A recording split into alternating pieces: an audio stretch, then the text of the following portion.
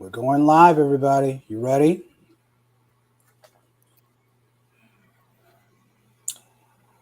Good afternoon, everybody. Good wet Thursday afternoon, and welcome to a special edition of the Intellectual Soul Food Lunch Buffet. And you already know what we're talking about. We're talking about the slap heard around the world, at least heard around the world of entertainment, heard around the world of Black media entertainment. Coming at you live in 5, 4, 3.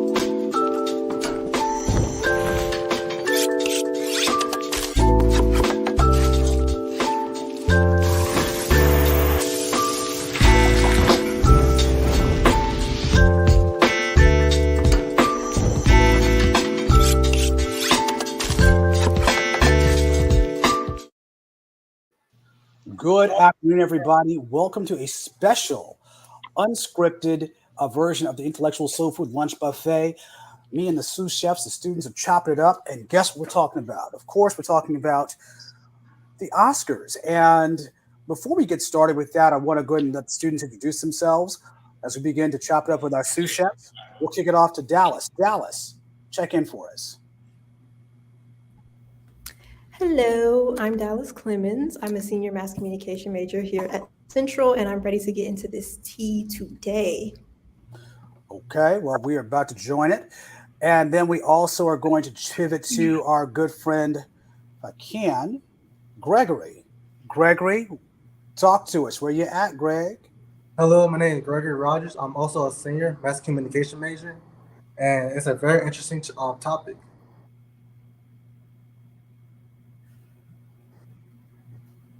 Y'all can hear me? Yeah, I bumped myself in Dallas out of the room. I'm sorry about that. Let me go ahead and now jump to Marley. Marley, go ahead. Hi, I am Marley. I'm a communications major. I'm a sophomore. Welcome. Had to have you with us. We'll now go to Tosin. Tosin, check in for us. Hello, my name is Tosin Art Bashala. I am a junior. I'm a mass communications major with a concentration in media studies. And let's talk about it. Let's talk about what is escalated. Well, I think we're all ready. Before we even jump into that, I have to say that this year's Oscars ceremony has been clearly one of the most diverse programs we've ever seen. Aside from Coda winning Best Film of the Year, Children of Deaf Americans, we had the first man to win who is a deaf actor to win for Best Supporting Actor, which is fantastic. We also had 3 women, 2 of color, one who is queer, host the show. That was phenomenal in and of itself. The Academy is taking great strides there. We also saw a Black producer of the Oscars for the first time. So again, aside from the folks winning the awards, all of this was great. Big ups to those who won, particularly Questlove. And we also I'm going to also give a special shout out to Sheila E., who also co-hosted the event, or actually she was the music director of it. And that's, again, something we have to be thankful for. But let's get down to the brass tacks, what we're talking about. And that's it. The slap heard around the world. Now, do we need to go ahead and do, I guess, a play of it? Because I think we have that. If I want to go ahead and take a look at it, I think we got it. So this is, you saw it, but there's nothing like seeing it in real time. Let's take a look. Jada, I love you. G.I. Jane 2, can't wait to see it. All right?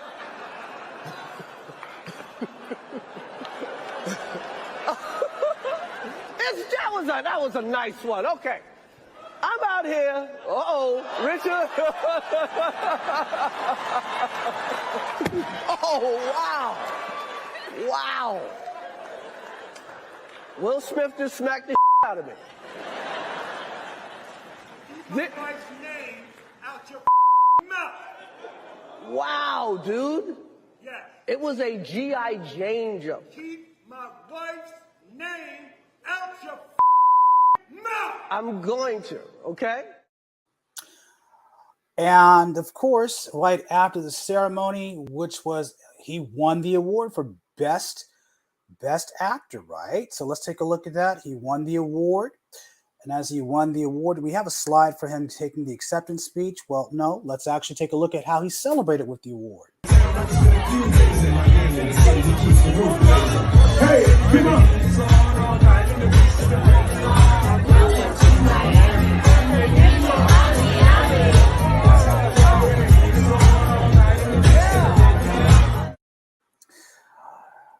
And let's not forget that we are in the era of social media, and again, the internet wins again. What does the 5 fingers say to the face? What? Slap!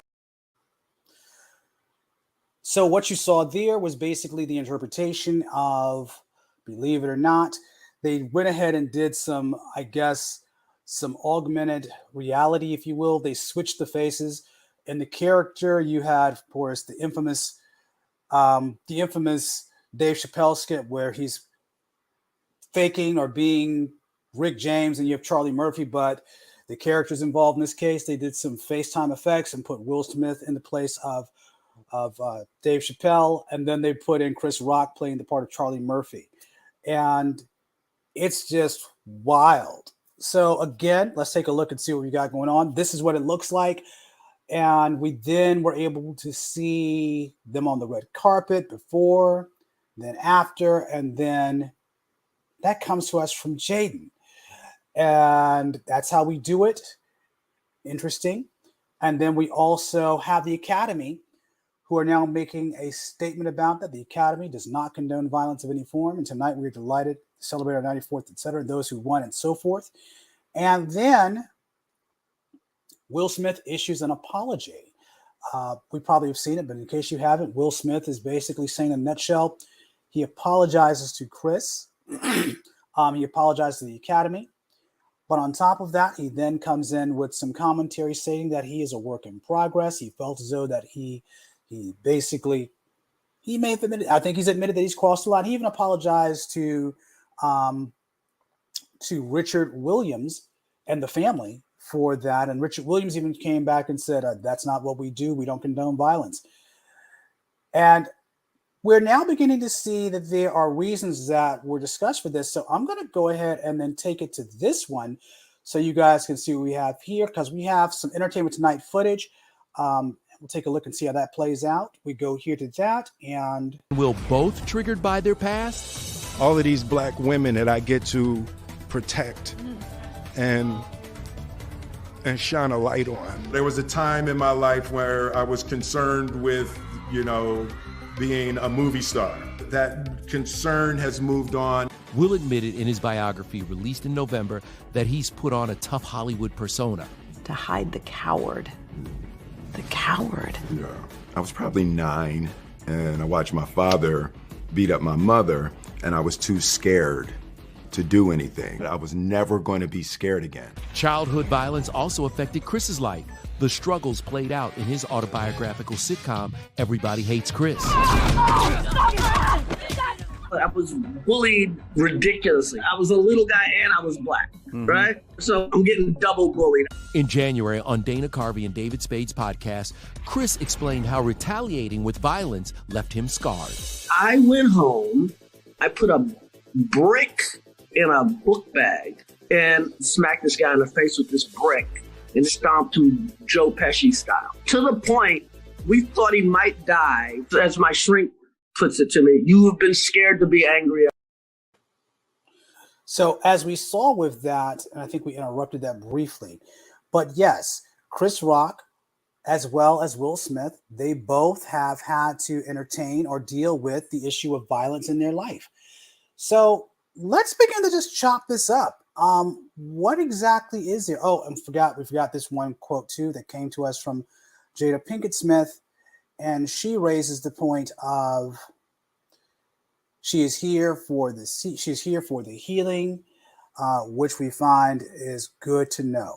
So let's chop it up, and we want to make sure that people who are at home or in the audience, they have an opportunity to chime in too. Feel free to drop your comment, your question into the YouTube link as we are live. So class response, class reaction, go. Who wants to jump in first? I was about to say, me personally, I don't think the slap was only directed or only caused by the joke.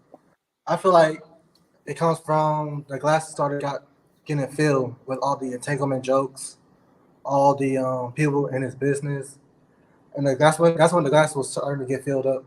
That the joke that Chris made, I feel like that was the last drop that tipped the glass over, and gave Will a emotional response to it, which was the slap. Thank you. Who else? I want to say that I think that the slap is sort of eclipsing or overshadowing Jada because at the end of the day, the joke was ultimately about her. And as a woman, especially in the public eye, it has to be hard going through something such as having alopecia, something that you can't control, but that tons of people have an opinion about because there is a very narrow standard of beauty and what people define makes somebody a woman or makes someone feminine.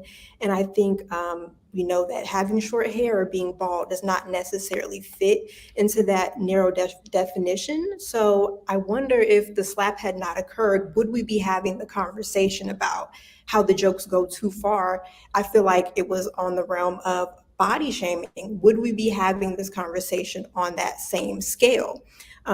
Because I think that we don't often include hair in the conversation of body shaming, but it is relevant. So I don't know if the slap hadn't occurred, would we be having a conversation about body shaming on the same level that we're having this conversation about Will Smith slapping Chris Rock?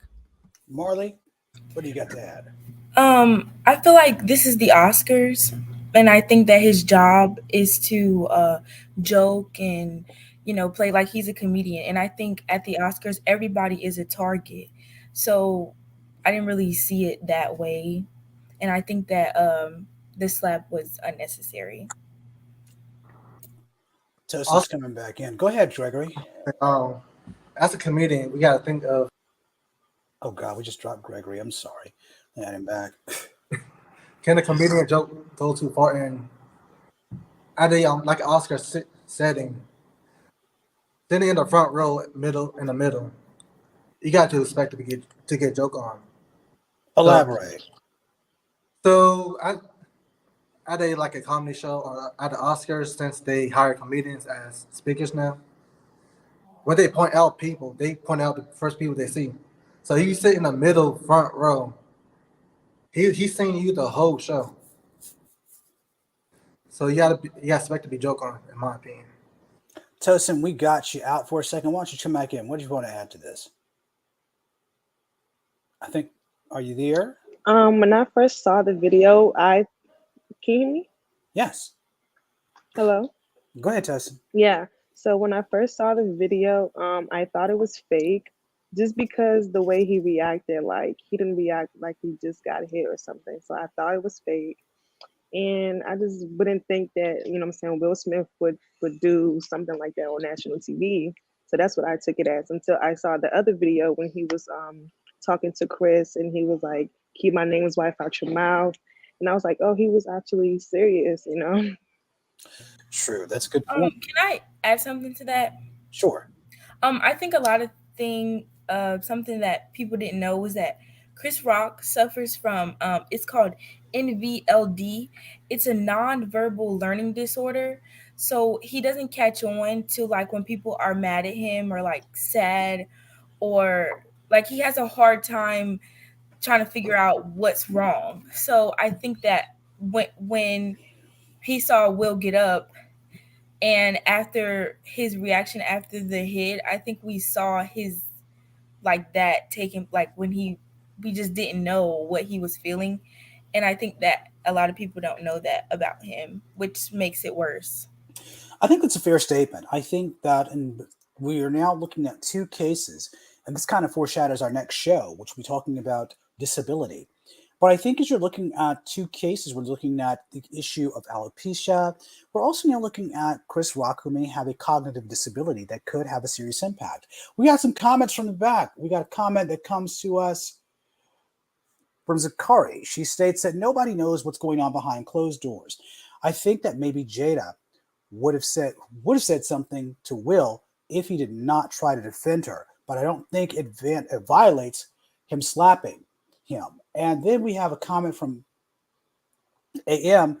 I feel as if it was a lot of buildup over the years of different emotions for Will, and it was a weak moment. I felt bad for Chris in this situation as well. We appreciate both of those comments. Keep them coming. What do you all say to that? Yeah, as I seen, Will was laughing about the joke at first. Then the camera cut to Chris. That's when Will got up.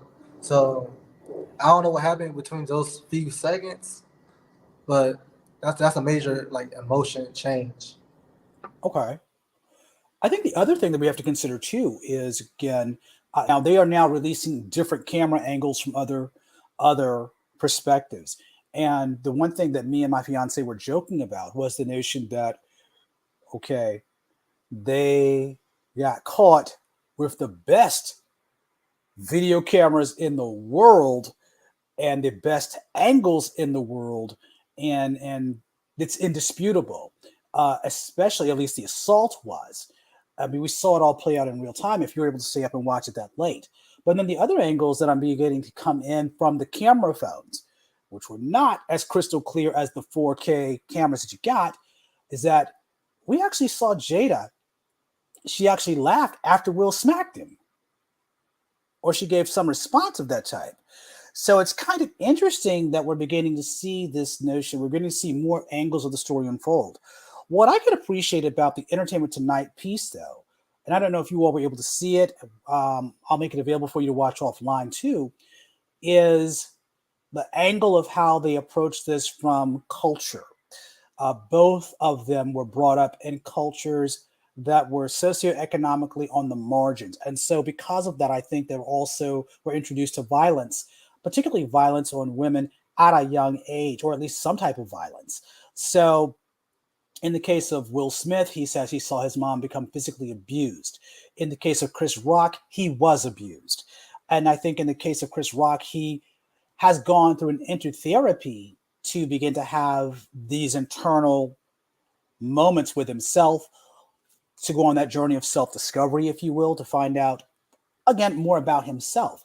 So I want to ask you this question. I have 2 points I want to bring to you. First, what does this say about the issue of masculinity in, I guess, masculinity, code switching on Black men in high-profile positions?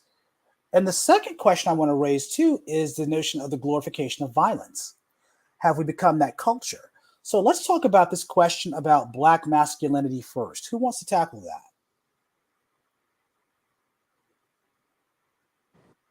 I'll get some pointers on it. Go ahead. I think a lot of people said that Will needs to protect his wife or honor his wife, because she has the this disorder. Mm-hmm.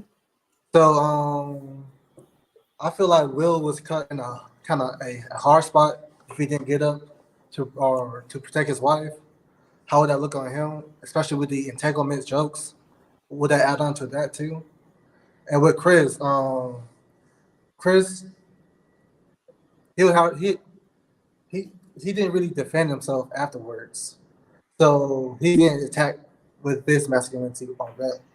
But he also had to keep not character, but keep like host switching. He had to keep on the face in front of a white type of not scenario, a white place basically. A white space. Okay. A white space. Someone else.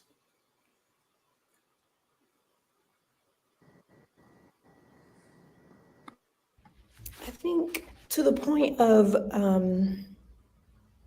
Will's masculinity, some people think that he's sort of been emasculated in a way by the recent controversies with Jada and August and the entanglement that everybody keeps talking about. But I think we're forgetting that they also express that they have an open marriage. I mean, I don't think that might necessarily deter the embarrassment behind the issue, but I think they have personal things going on that we are making assumptions about, but they've clarified that they do have an open marriage and they do have sort of an unconventional marriage. So I am not sure how that plays in with masculinity from that standpoint, but I do think that I don't know if it should have led to the point of slapping someone. I think there's a way to defend people and there's a time to defend people, and that was not necessarily the correct time to do that. Yeah, I think the challenge that I'm having with it, and again, I would love to hear your opinions on it, is this notion of the use of violence to protect against verbal assault. Physical assault, does not, a verbal assault does not trigger, in my opinion, or should not trigger, in my opinion, a physical assault. And we want to believe that we are all nonviolent folks. But as you pointed out to Gregory, is that people do have their breaking points. The issue that I see here, and I think you make a good point, is this notion of white spaces. Uh, and I think that's something we might want to have a conversation about. Would we consider the Academy Awards being the global stage that it is, um, almost a white space? Is there some level, if you will, in regards to, again, we talked about the fact that the Academy Awards this one was one of the most diverse. Um, we also are now hearing from the Academy of Motion Picture Arts and Sciences that they are looking at personal conduct violations. And it's important to note, too, that these personal conduct violations, they were instituted post Harvey Weinstein. And so as we have that conversation, do you think that, again, will we say that the Academy Awards, or even the context of them, is that a raced space? Do we believe that that truly is a raced space? And I think the additional question I would add to that is, are we thinking about this in the lens of respectability politics? Did Black folks look bad that night?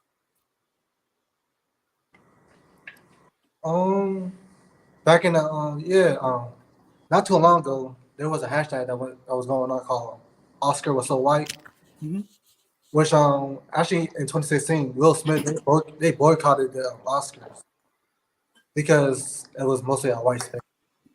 So now it's been more diverse.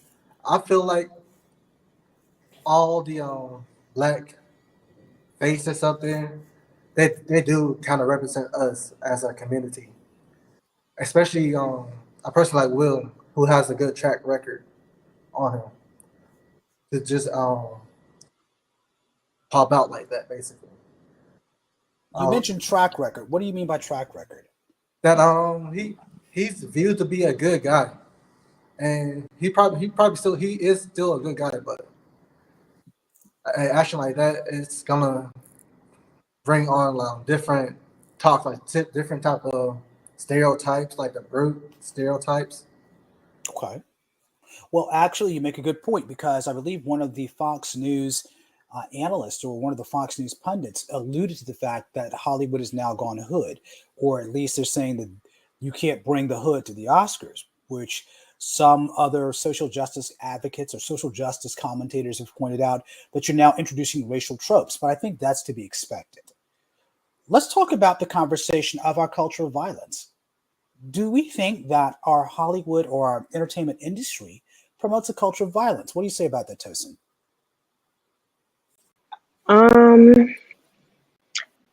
I would say no, but I feel like it's only so much a person can take. And I feel like Will reacted the way he reacted because when he was at the red talk table with Jada, he showed he showed his emotions, what I'm saying? He was very vulnerable, he was crying. And I feel like that time was the time to show that, what I'm saying, like he was a man, or like he had his masculinity back. So that's why I think that he hit him and stuff. Marley?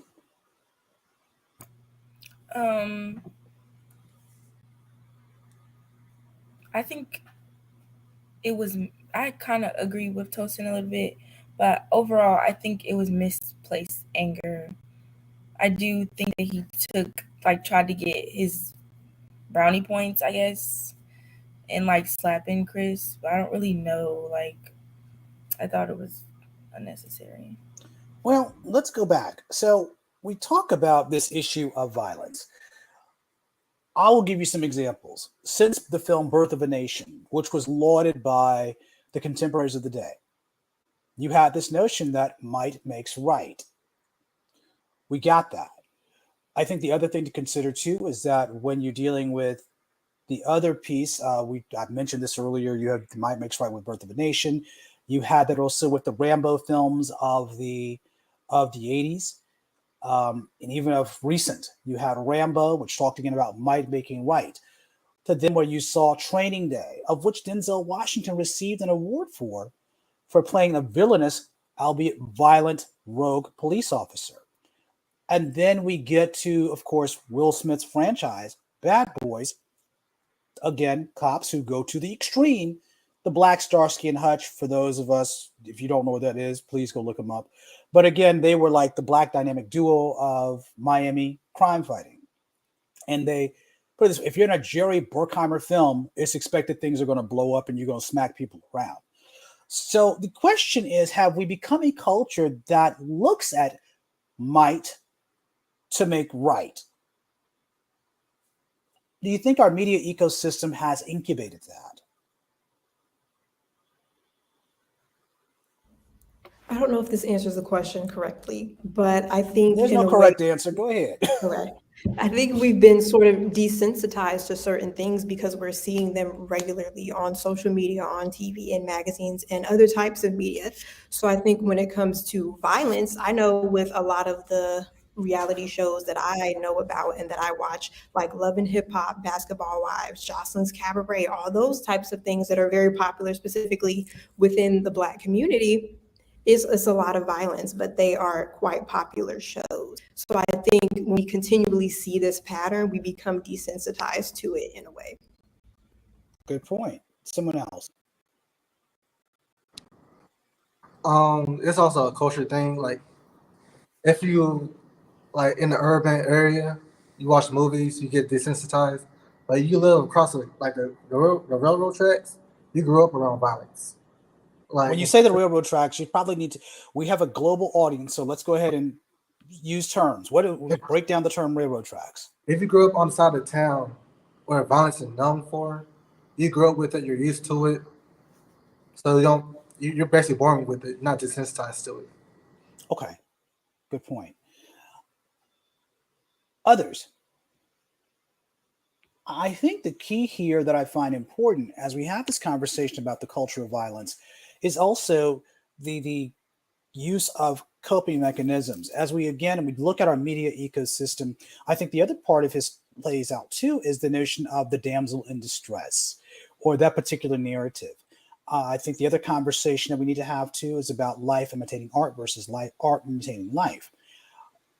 And I thought about this earlier this morning as we were preparing for this program, and I thought long and hard about it. I was like, there must have been a little bit of a break, in my opinion, because it's like what we saw happen literally happens in the movies.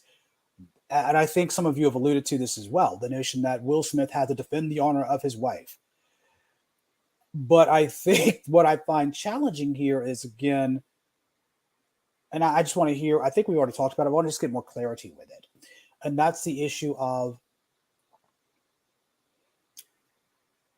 you have elected to put your public life to a large extent in the social media ecosystem. And in doing so, you've shared the vulnerabilities of your life. I know Will talked about his colonoscopy, which is actually a good public service message. We get that. They talked about their marital life, as you said on a Red Table Talk.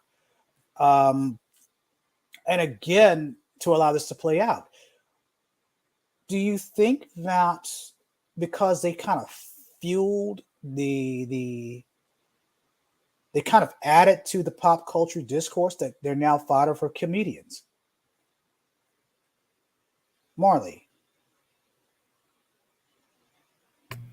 Can you like re-say the question?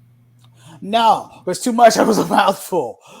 Do you feel that because they have lived their life in social media, that they kind of have given ammunition to stand-up comedians to make jokes and punchlines about their life? Absolutely. I think if you put it out there, you can't be mad when you get opinions from all over the place.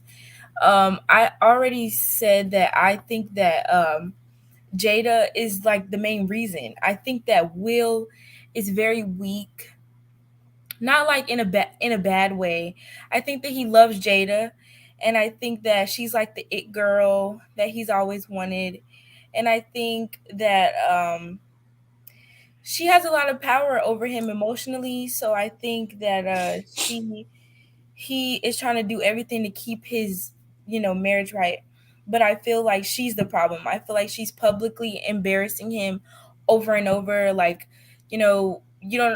I don't even. It's like the list is so long, but like, she always talks about her love for Tupac, and then it's like always though, and then now you have this entanglement situation with August, so it makes people look at Will like, are you okay? And I think, yeah, so they can't be mad. Others?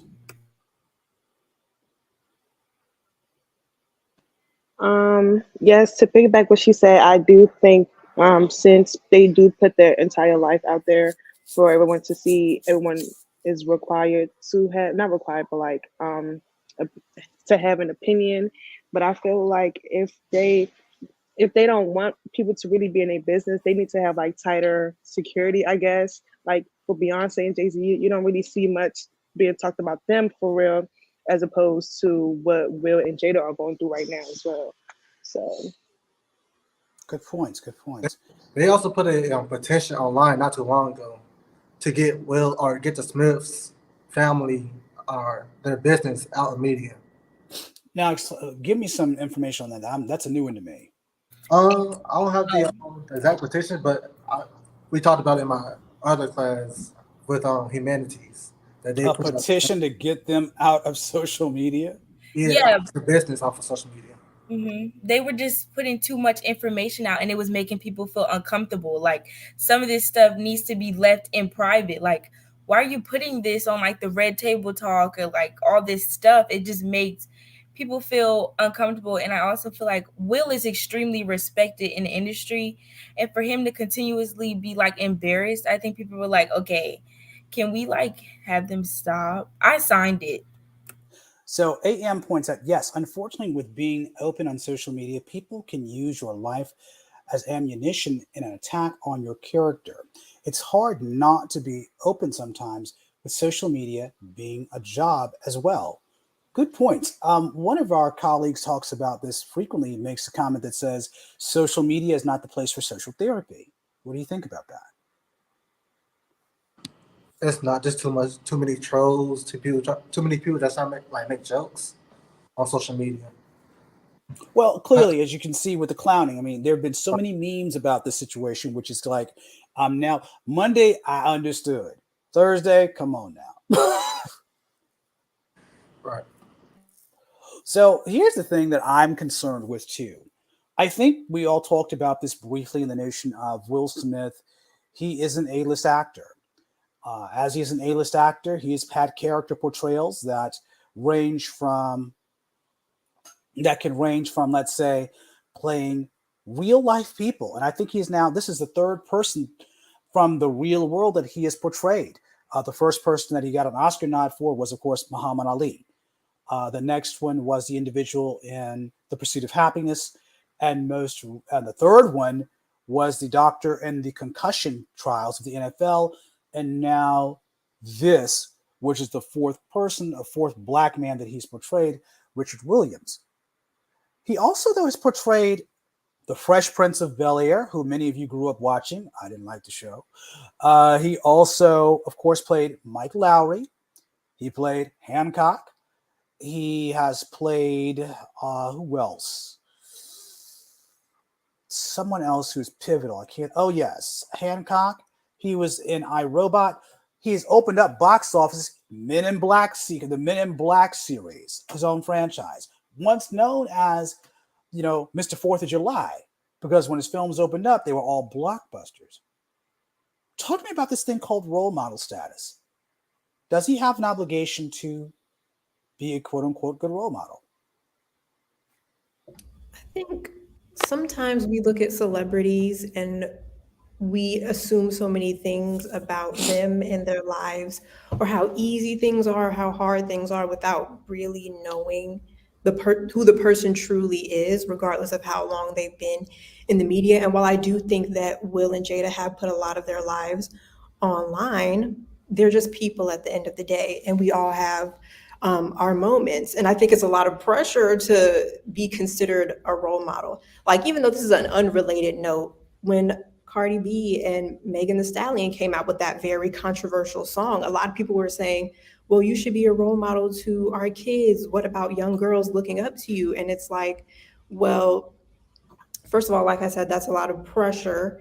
And what about the parents in their life monitoring their media intake or monitoring the things that they're watching, or actually seeing, okay, what effect is this having on my kids? So I think first of all, it starts at home.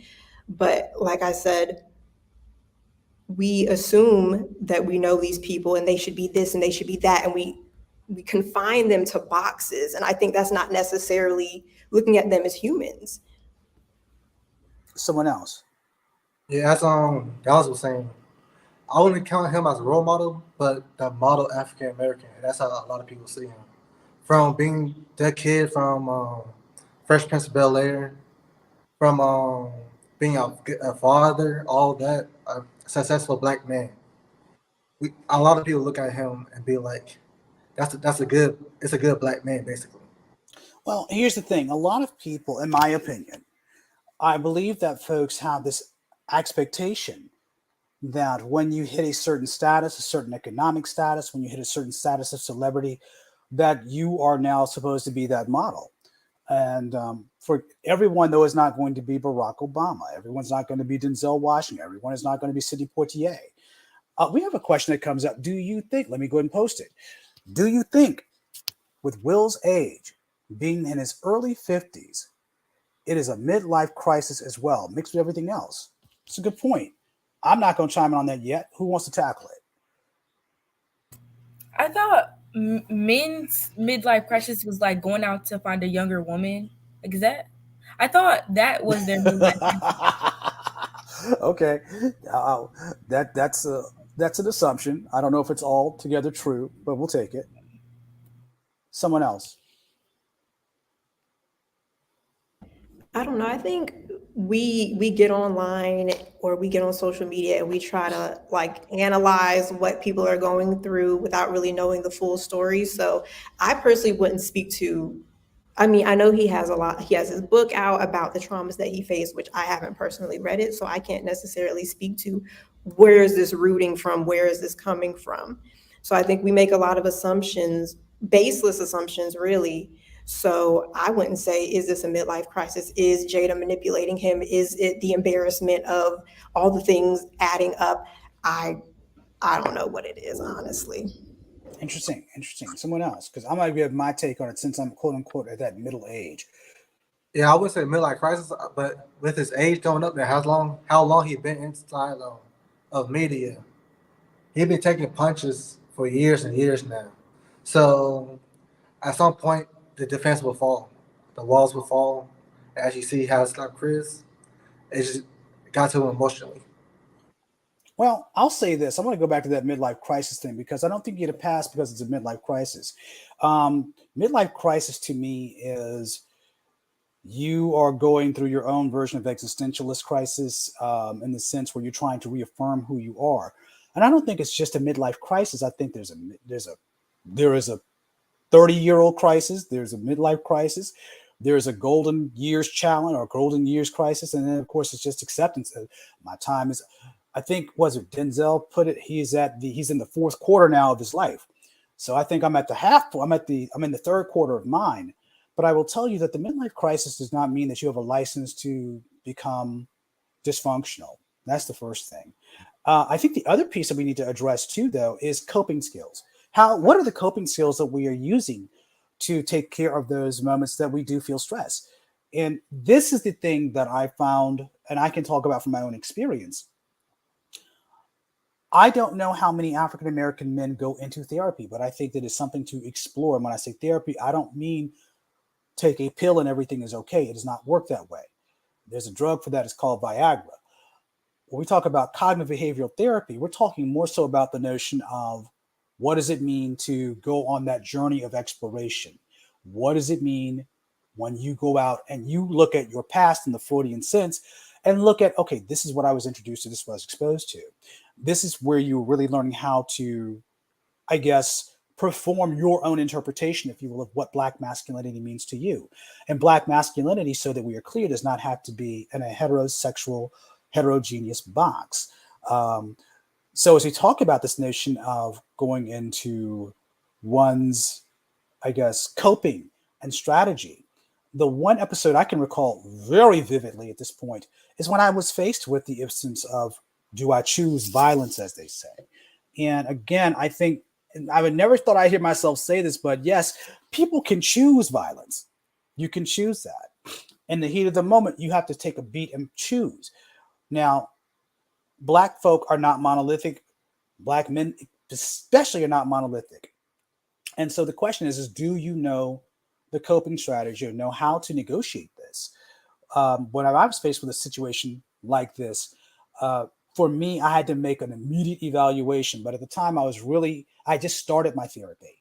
And the one thing that I come to accept was like, wait a minute, let me pull back on this because I might feel good for 5 minutes, but I'm prepared for the 5-month legal issues I'm going to deal with for jumping out of the character that I'm trying not to jump into. Am I prepared to have the optics of me going away in cuffs? So that's something I have to think about too. And I think Will was buffered from this because of his celebrity status, buffered from this because of his money. So I can tell you, in my case, when I did face a challenge like this, as opposed to me dealing or portraying the racial trope, I turned the racial trope against itself. And so I took a person who I will just call a Karen who attempted to do this with me. I then said, well, wait a minute. This is what you do. I'm not going to play that part. I'm going to go ahead and take a different route. And I subsequently had a warrant out for Karen's arrest. So, which was shocked a lot of people because they're like, that's sophisticated. That wasn't sophisticated. That was born out of therapy, and that was born in a moment of crisis. What would you do? You know you can't do this, but you try to assert your manhood and assert that you expect a certain level of respect. And when someone takes that from you, attempts to take it from you, how do you then begin to reaffirm that? So I think there's a lot to be said for how do we learn coping strategies? What does it mean? What do we do? And just because you don't have to swing to assert your masculinity, you don't have to swing to assert the level of boundaries that you want to carry forward. Let's see, we have another comment. Whoever AM it, you are on top of this today.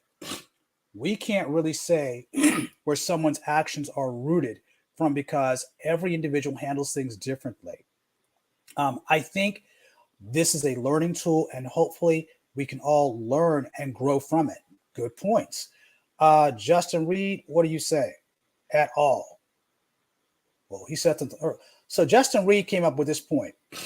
He said, words do not give you a right to smack anybody at all. I take it. Thank you, Amani.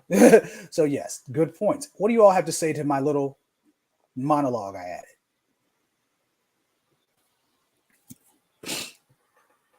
You talk about the coping Yeah, mechanism? coping. Yeah, as a Black man, there's not, for me personally, and people I know personally, there's not a lot of coping mechanisms. Honestly, you can't really go to your female without worrying about like consequences. We call them women here. Female is a species. We call them women. Women. We usually cope to each other or to ourselves, and how we cope. My friend group cope with each other is through comedy. So it's hard for me to see Will Smith smacking Chris Rock side of things, since we make a lot of jokes, even about jokes about our life, our trials. So as a Black man, comedy is a good coping mechanism for us. Okay.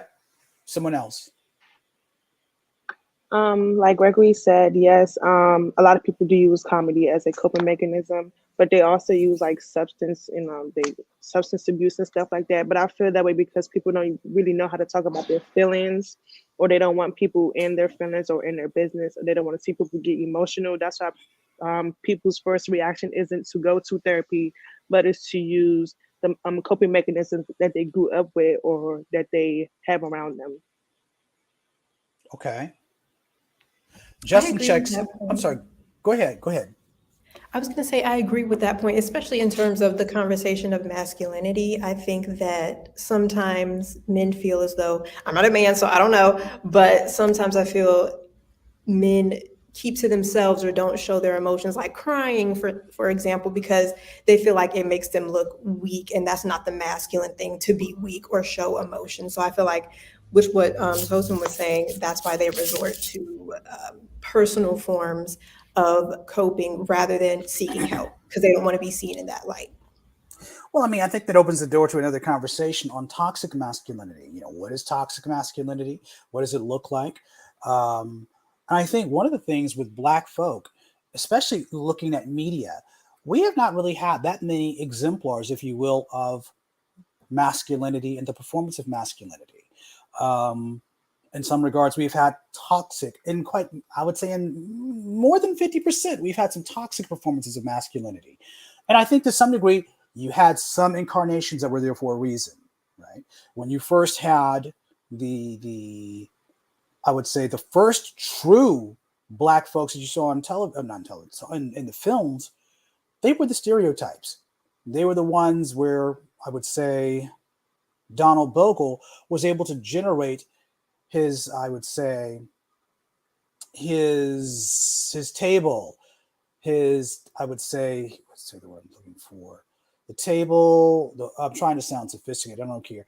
His schemata, if you will, for Black stereotypes: Toms, Coons, Bucks, Gelatos, so forth. And so as you begin to see that, you then, taxonomy is the word I'm looking for. And so as you begin to see that, you then saw a lot of these other characters. You saw these characters that were able to be trained not just in film and media, but even in selling product. The Uncle Bens. You saw the Amos and Andy's out there. By the time we get to Sidney Poitier, we've had a rather marred history of how Black men have been viewed through our media ecosystem. By the time we get to the Sidney Poitiers of the world, we're beginning to see even he has to come in a certain way, but begins to assert his level of who he is. And it's going to sound crazy. We say that, oh, we don't want to be violent. But if you go back and watch the film In the Heat of the Night, and when he smacks that the white man in the orchid greenhouse, that was a pivotal moment. That was a pivotal moment. He smacked a white man who basically disrespected him.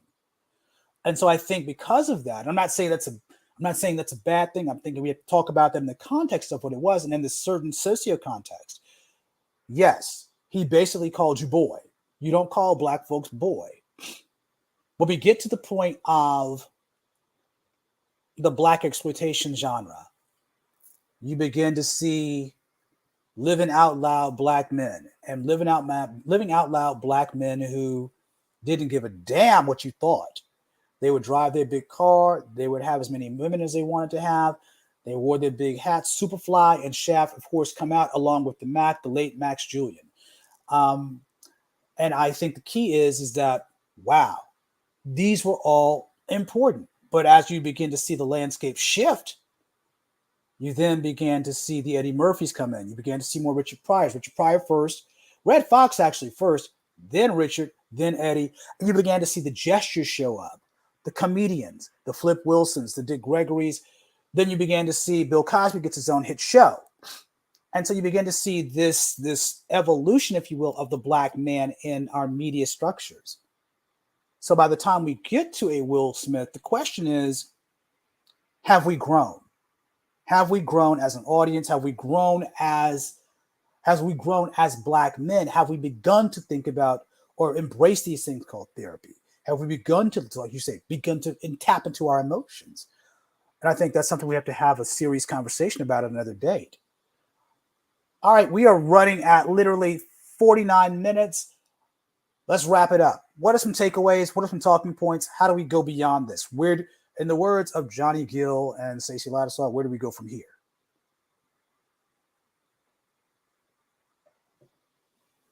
Well, I feel like that, okay, so basically people are still talking about the situation, even though it's been like almost a week, people are still talking about it. I feel like it happened, let it go. This is why it's been bottled up emotions, and because it's still being talked about, who knows what's going on in Will's mind. Like, it just needs to be over. It happened, let it go.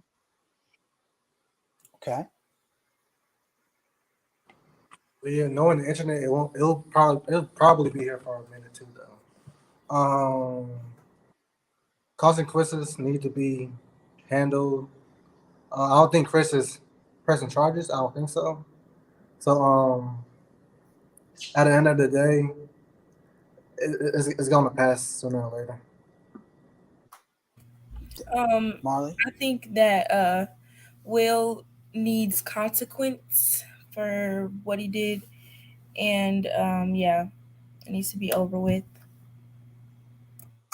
Okay, I'd Dallas? say that I feel like if somebody's going to take this incident between two individuals and generalize how they feel about Black people or Black men, I think they were either racist or biased to start with, because if they weren't, they wouldn't have resorted to that racialized logic in the first place. And I think we do a lot of that. We resort to race to explain people's behavior rather than looking at the individual. Which is sort of like a form of cognitive or implicit bias. So, like, if you see a Black man slap somebody, you might say he did that because he was Black. If you see a white man slap somebody, you might say he did that because he was provoked. So, I think good point. If we're looking at situational factors for races or groups, and then we look at other races or groups, they may say there's different reasonings. But I don't know if I've seen that rhetoric within the media sphere with this conversation. But I know that Black people are definitely looking at it from the lens of how do Black people look in general. I don't think that our media system is going to look at it that way, and I'll tell you why. And this is me just being editorial, and I'm allowed to. It's my show. But the key is that it does not sell tickets. To have this conversation that we're attempting to have here, which I'm so grateful that we are doing, it requires us to have a rather critical and analytical mind. As we're beginning to unpack this, and I've said this in my social media circles, there are so many layers to this. And at the risk of being, proprietary, this is a conversational space that I believe that Black men need to have among ourselves. And as we begin to have this conversation, I don't think that we should be looking for other people to come in from the third perspective and offer their critique at this point, because I think we have a long way to go. I would say also that you're right to have other folks from the outside looking in at this particular point in time. Like I'm now beginning to understand a comment that was made to me. I think that this is a discursive space where we as men, if we're going to have this conversation about masculinity and what does it mean to be masculine, I don't think that we need to go ahead and basically say this is the rubric, et cetera, but I think we need to begin to have the conversation first. And as we're going to have that conversation, it's not going to be an easy discussion. And yes, the comments that were made, I'm going to point them out as we're going to wrap up. The notion is mental health. We don't talk about it enough. We don't talk about stress and how to process our emotions, in my honest opinion, in a healthy way on a regular basis. And I think our media examples that we have are so far and out there. It is nothing for us to see a television program with seeing white people in therapy. You had a TV show about a gangster who was constantly in therapy. We don't see that many Black people on television engaging mental health resources. And I think that's another conversation later. I want to thank all of you for joining us on this special edition of the Intellectual Soul Food Lunch Buffet. Did y'all have a good time tonight or today talking about this piece? Did y'all learn something good? Yes. Yeah. Cool. Well, on that note, I want to first of all say thank you to all of you out there who are joining us. Thank you for those who are going to watch us or listen to us on the podcast. As always, look for us on iTunes. What else is it, Dallas? iTunes and where else? Spotify and Instagram. There you go. Spotify and Instagram. Thank you, Justin. We love having these conversations. And we're looking forward to seeing you at our next and possibly the final broadcast of the semester. We'll be talking about disability, disability, and I think ableism within our media ecosystem. So until then, be safe, be blessed, and be well. See ya. Peace. If I can get the music right.